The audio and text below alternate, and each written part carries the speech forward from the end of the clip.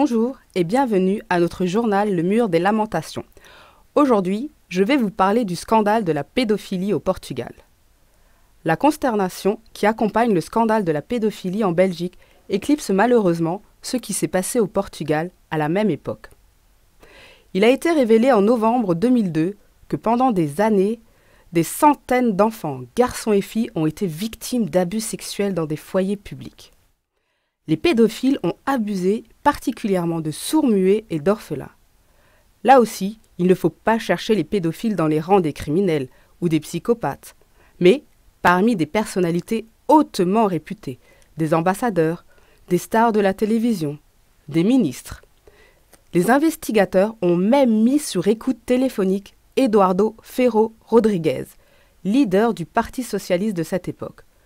Ceci a été publié dans le Morgenpost de Berlin du 6 août 2003.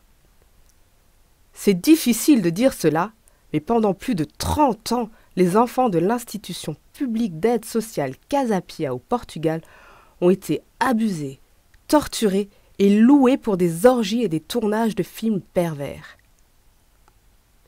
Où que ce soit, les scandales de la pédophilie des dernières décennies projettent tous la même image, à savoir ceux qui ont pris part à ces crimes à l'encontre des plus faibles de notre société appartiennent aux échelons les plus hauts du gouvernement, jusqu'aux familles royales.